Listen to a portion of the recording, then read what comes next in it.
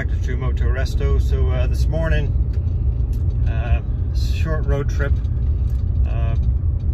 Agreed to buy a bike fairly locally. It's only about 30 minutes away, and I was on the search for a Bandit, for a 1200 Bandit, as a potential engine donor for my GSXR project. But instead, I found a really reasonably priced 1200 Bandit that's just too nice to do anything except keep it the way it is. It's a nice, pretty original bike, and so I'm off this morning to go pick that up.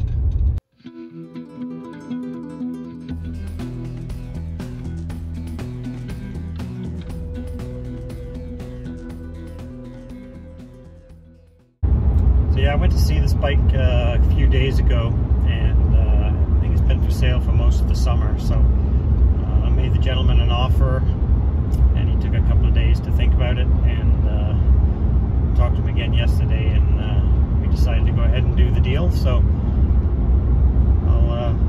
I don't think I'll film anything while I'm there, but as soon as I get it back home, we'll take a walk around of the bike, and we'll see what we have.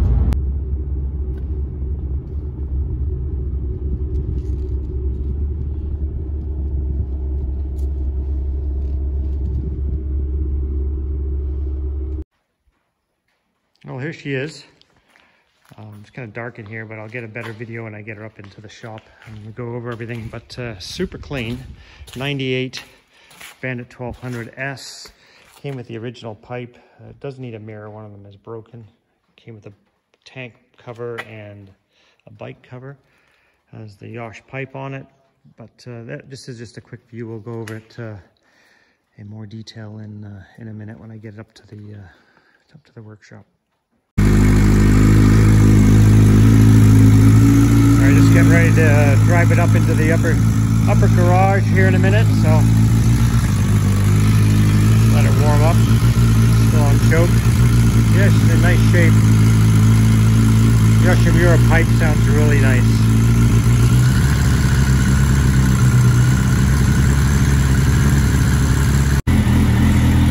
Well, there she is. Yeah, it seems to run pretty well.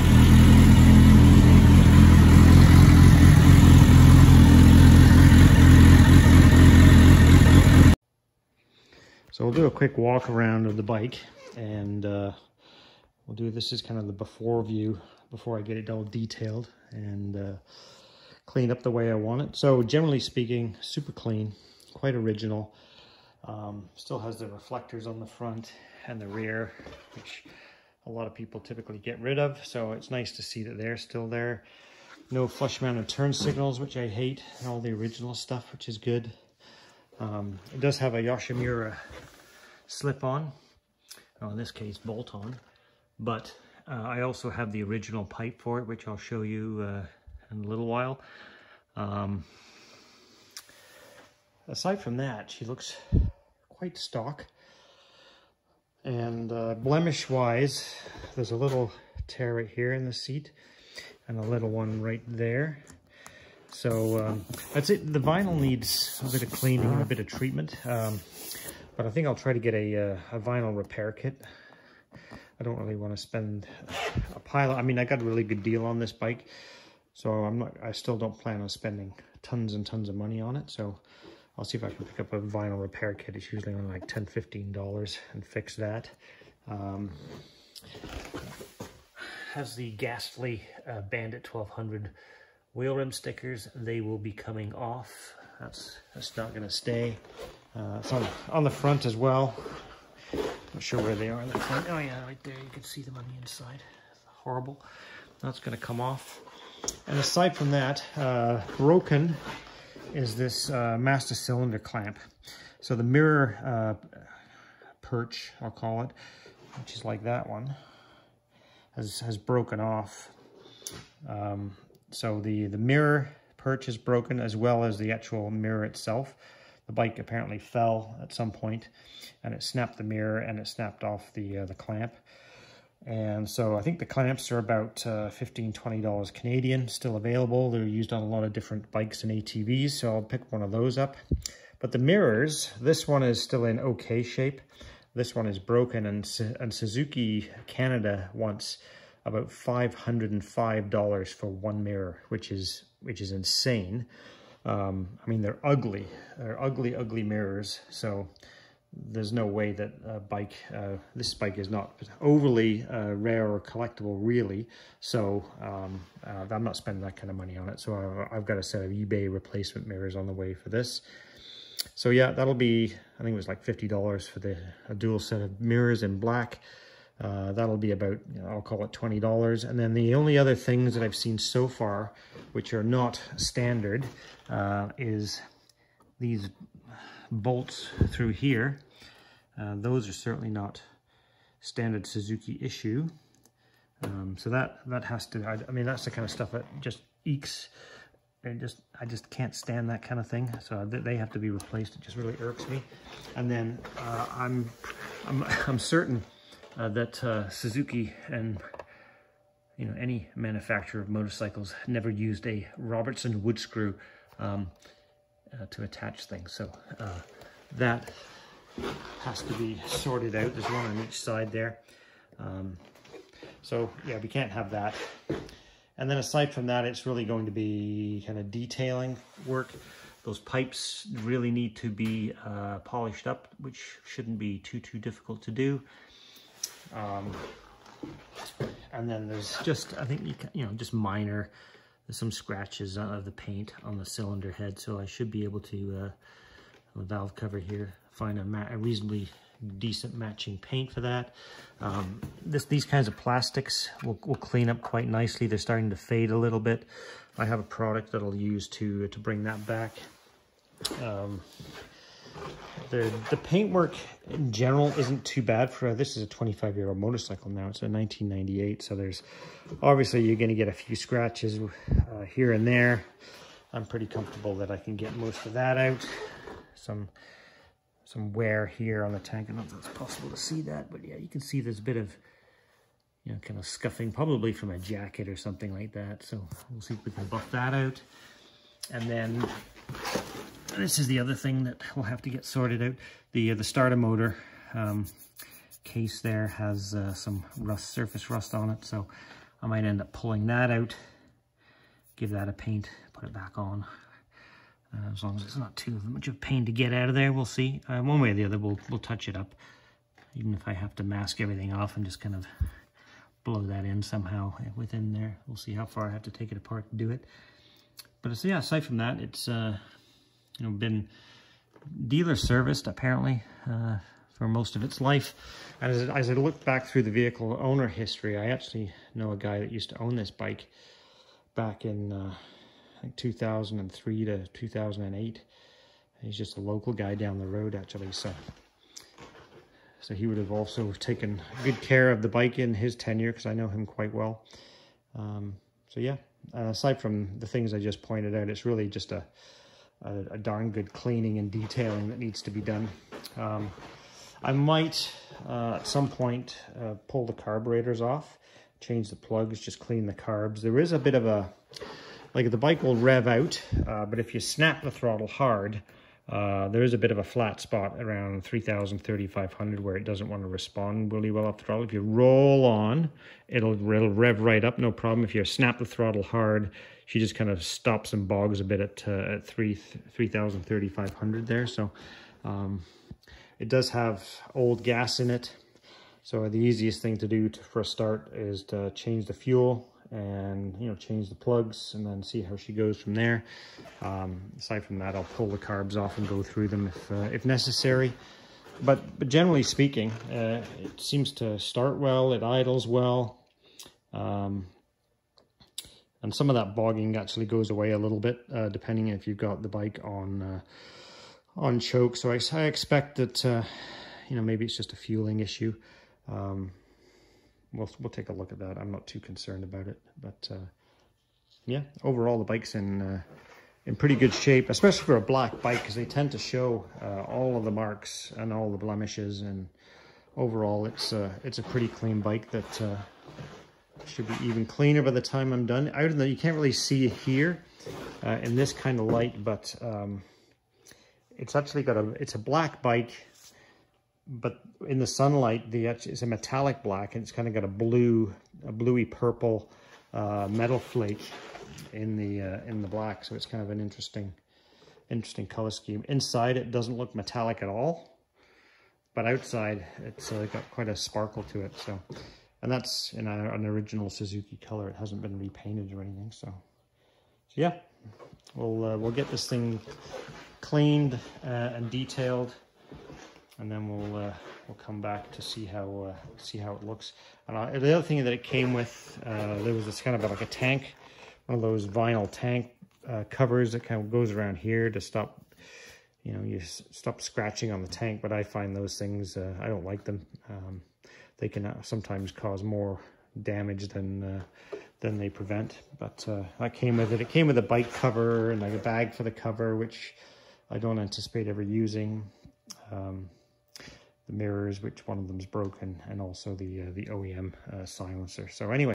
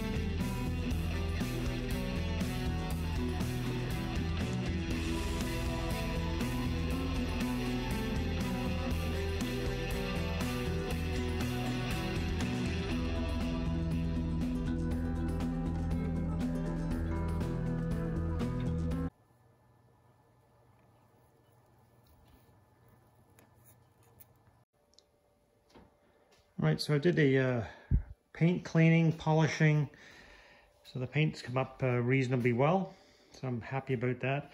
Cleaned all the plastics. I forgot to mention, this bike came with brand new tires and a brand new battery, so that's kind of a bonus. And what I replaced the Robertson's wood screws, and I put a couple of push darts in here instead of the bolts. One thing I did notice that I had not noticed when I inspected the bike when I went to buy it was this fork seal is leaking. I checked it when I was there and it was dry, but when I got it back here onto the stand here, I noticed there's quite a bit of fork fluid, fork oil there. Maybe more likely having the front end compressed in the trailer in transport, it kind of got that seal leaking. So I do have a set of fork seals for it. I just happen to have the right size sitting in my bin here, so they're only 20 bucks anyway, so I've got those. So at some point I'll have to pull the forks off, do the fork seals. Cleaned up that starter where the rust was, so that looks good. The chain has been cleaned, so it looks good. And generally speaking, it's coming along. I haven't found a satisfactory match yet for this metallic gray, but that's no big deal. Turned out that this was not available anymore, this mirror perch from Suzuki Canada. There's a bunch for sale online in many different places. The problem with that is, while the purchase price is kind of $15, $12 US, shipping and all that kind of nonsense, duties and everything else would mean that would be at least 60 bucks by the time it gets to me. And so instead I bought reproduction out of China to go along with my reproduction out of China mirrors. Well, they're not even reproduction, they're just a different style. They're all black, so it should look a lot better than the nasty round chrome ones. So yeah, I don't intend to spend incredible amounts of money on it, but it does have to be functional, it does have to be safe, it does have to look good. So yeah, coming along. Okay, so here's the Bandit seat. It's kind of restored some of the shine to it with mineral oil. Seems to be the best way to kind of bring back the shine on really old vinyl that started to dry out and go dull. I tried a number of vinyl protectant products on there, but all they do is kind of seem to enhance the fact that it's all dried out. So then I read online that mineral oil was a good alternative to restore vinyl to be kind of more the shiny, soft finish that it's supposed to be, and so far it looks okay. I did repair this spot here with some vinyl repair kit. Now the mistake I made was I matched the color, because you kind of have to mix it, to the vinyl before I shined it up. And what I really should have done was, it should have been a little bit more black, because now before you couldn't even see the difference. Now that I've treated that, you can, so that wasn't very smart. But anyway, live and learn. And then there's a rip right across here, so I fixed that as well. So yeah, those vinyl repair kits work really well. I didn't really want to invest in a new seat cover, so not too bad. So now I'm still waiting for the new perch and the mirrors. That'll be a little while, coming from China, eBay. Yeah, that'll sort it all out. And I was looking more closely at and for sure these tires have basically never been run. The guy told me that they were brand new, and I think he'd driven it like a couple of kilometers on the new tires beginning of the season. And sure enough, there's still. I mean, look at this. I mean, the nibs are still, the casting nibs are still on the tire, which is crazy. And you can still see the chalk mark here where they put the weights. Same with the back tire. I mean, there's still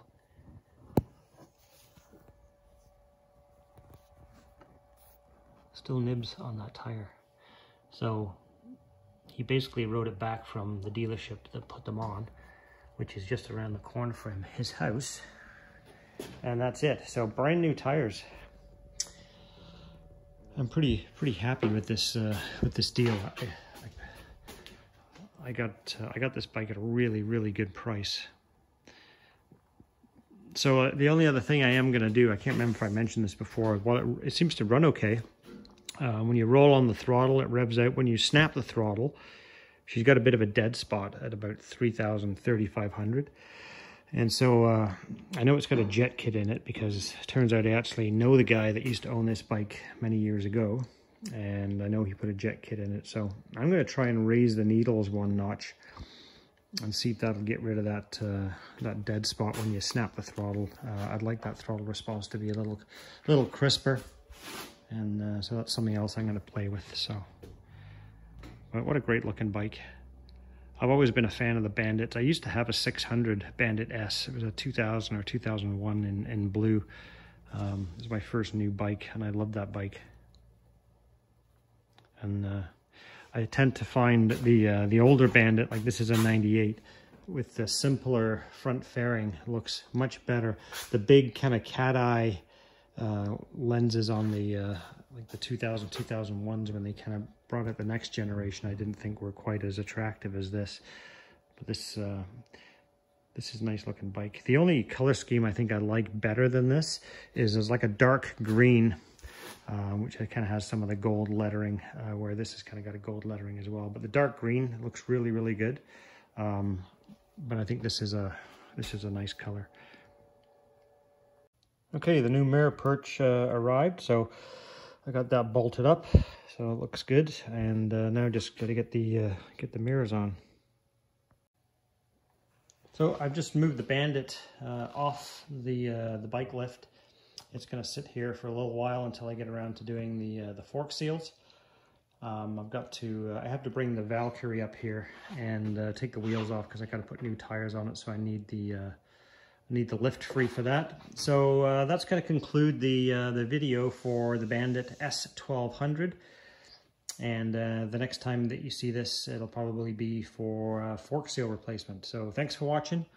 Please like, share, and subscribe. And we'll see you in the next video.